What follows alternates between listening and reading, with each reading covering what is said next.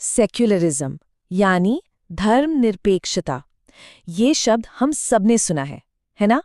TV पर, बहसों में, हर जगह। पर इसका असली मतलब क्या है? क्या हम इसे ठीक से समझते हैं?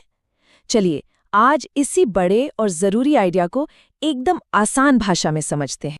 देखिए, धर्मनिरपेक्षता को समझने की शुरुआत होती है एक बहुत बड़े सवाल से। एक ऐसा सवाल जो भारत जैसे देश के लिए सबसे जरूरी है। वो सवाल ये है कि जब एक देश में इतने सारे अलग अलग धर्म, समुदाय और संस्कृतियां एक साथ रहती हों, तो सबको बराबरी का हक मिले, ये कैसे पक्का किया जाए? यही वो चुनौती है जिसका जवाब धर्मनिरपेक्षता देने की कोशिश करती है। तो धर्मनिरपेक्षता की जरूरत ही क्यों पड़ी? ये किस समस्या का हल है? इसे समझने के लिए हमें इतिहास के कुछ ऐसे पन्नों को पलटना होगा जो हमें दिखाते हैं कि जब बराबरी का ये सिद्धांत टूटता है तो क्या होता है। हमारे अपने इतिहास में ही कुछ बेहद दर्दनाक उदाहरण मौजूद हैं। जैसे 1984 के सिख विरोधी दंगे, 1990 के दशक में कश्मीरी पंडितों का पलायन और 2002 के गुजरात दंगे। इन सभी घटनाओं में जो दिल दहला देने वाली बात कॉमन थी, वो ये थी कि लोगों को सिर्फ और सिर्फ उनकी धार्मिक पहचान की वजह से निशाना बनाया गया। और बस इसी चीज को, इसी धार्मिक वर्चस्व या कहें डोमिनेशन को रोकने के लिए ही सेक्युलरिज्म का सिद्धांत सामने आता है।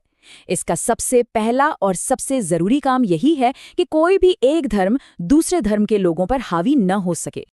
अब ये जो दबदबा है, ये डोमिनेशन, ये दो तरह का हो सकता है। पहला तो है इंटर रिलीजियस डोमिनेशन, मतलब एक धर्म का दूसरे धर्म पर हावी होना। ये तो समझना आसान है। पर एक और है जो उतना ही बल्कि शायद उससे भी ज्यादा जरूरी है। वो है इंट्रा रिलीजियस डोमिनेशन। इसका मतलब है एक ही धर्म के अंदर भेदभाव, जब उसी धर्म के कुछ लोग दूसरे लोगों को दबाते हैं, जैसे जाति के नाम पर या फिर औरत मर्द के बीच भेदभाव करके। तो एक अच्छा सेक्युलर देश वही है जो इन दोनों ही तरह के डोमिनेशन से लड़े, मतलब धर्मों के बीच भी बराबरी हो और धर्म के अंदर भी। पर सवाल ये उठता है कि आखिर ये होता कैसे है? क्या तरीका है इसका? अच्छा, तो सेक्युलरिज्म को लागू करने का दुनिया में कोई एक ही तरीका नहीं है। मोटे तौर पर देखें तो इसके दो बड़े मॉडल हैं। चलिए इन दोनों को जरा समझते हैं। एक है वेस्टर्न मॉडल, जैसा कि अमेरिका में है। यहाँ आप समझ लीजिए कि धर्म और सरकार के बीच एक मोटी दीवार है, बिल्कुल सख्त सेपरेशन। सरकार धर्म में दखल नहीं देगी और धर्म सरकार में। दोनों अपने अपने दायरे में काम करेंगे। यहाँ सारा जोर इंडिविजुअल यानी व्यक्ति की आज़ादी पर होता है। और यहीं पर भारत का मॉडल बिल्कुल अलग हो जाता है।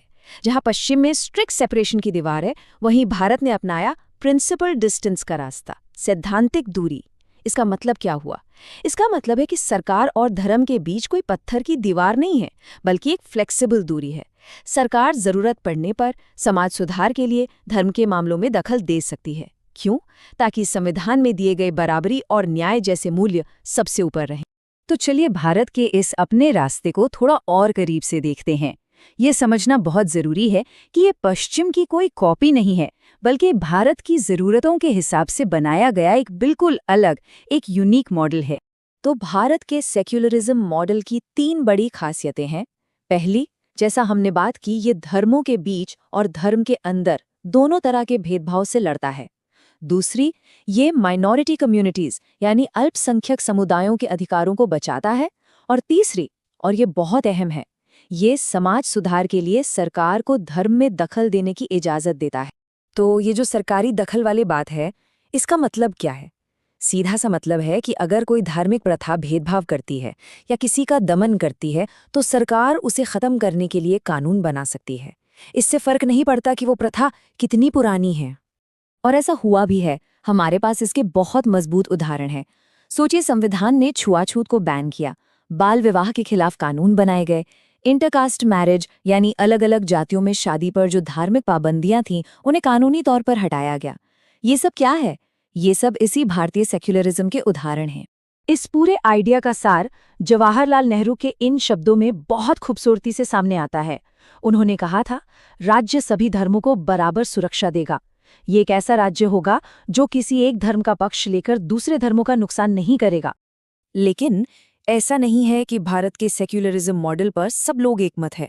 इसकी बहुत आलोचना भी होती है, इस पर तीखी बहसें होती हैं, और किसी भी विचार को पूरी तरह समझने के लिए ज़रूरी है कि हम उसकी आलोचनाओं को भी समझें।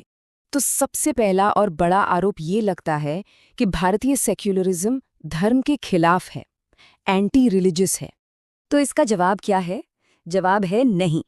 जैसा कि हमने पहले भी बात की, सेक्युलरिज्म धर्म का विरोध नहीं करता। ये धार्मिक दबदबे का, डोमिनेशन का विरोध करता है।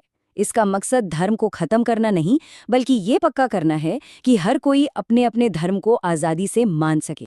अच्छा, दूसरी आलोचना ये है कि ये तो एक वेस्टर्न आइडिया है, पश्चिम से उधार लिया गया है और भारत के लिए ये सही नहीं है। इसका जवाब भी है नहीं।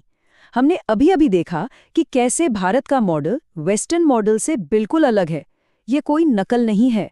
इसे तो खास तौर पर भारत की सच्चाई, यहाँ की विविधता और यहाँ की सामाजिक चुनौतियों को देखकर ही बनाया गया है।